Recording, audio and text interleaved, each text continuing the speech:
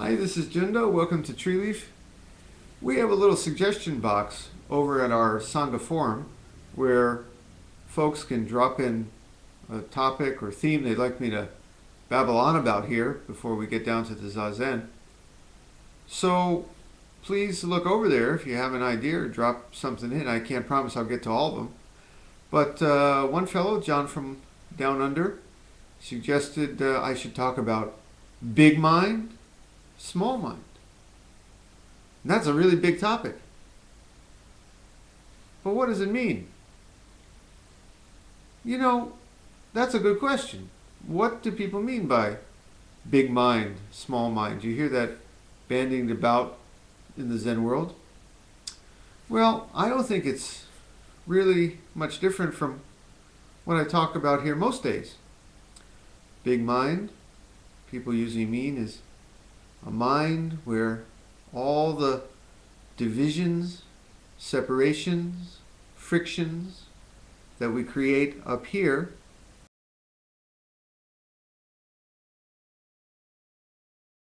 is dropped. It's boundless, spacious, enough to contain all things in the universe without them bumping into each other. Because think what we do all day with our mind, the small mind. We chop the world up into pieces. There's this and that, me and you and the other guy, things I like, things I don't like, things I have to do at work, the people at work, people in my family, what I think about them, the political situation, all the countries on the map, all the wars that the countries are fighting, all the problems in the world, all the good things, all the bad things. Our mind is a wonderful chopping device. Now, I don't want to get into some deep philosophical discussion about whether these things really exist or don't exist if we stop thinking about them. I just want to say that we can experience life dropping them all from mind into emptiness. And then what do we experience?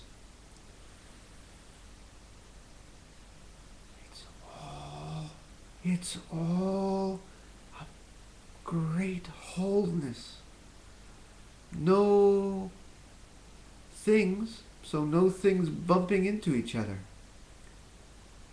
Everything is just at rest and still and at peace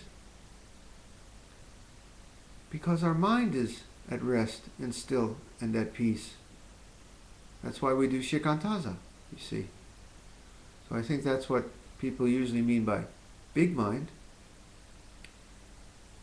We even drop from mind all idea of big and small. That's another dividing. It's just flowing along. And we don't even have the separation of us and an it that's flowing. So we're just flowing along.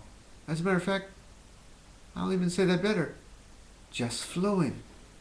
There's just flowing. Okay? That's big mind. Now, getting back to small mind. Some people will think that the point of Buddhism is just to get to big mind and stay there.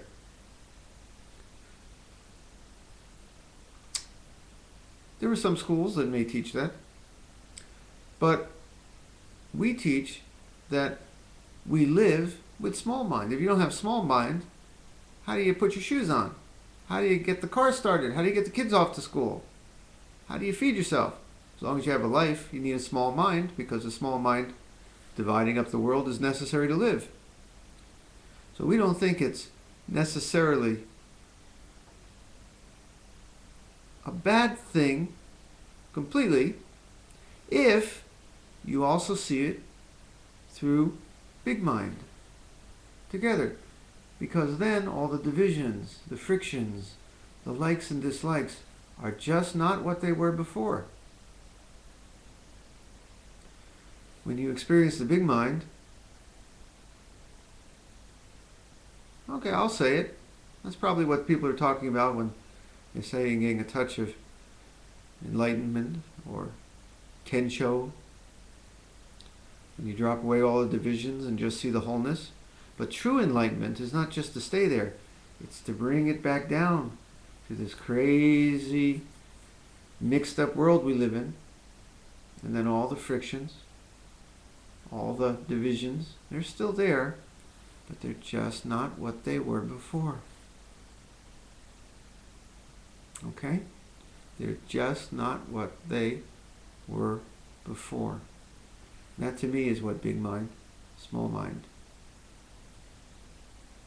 is in words, but let's stop talking about it and see if we can taste it.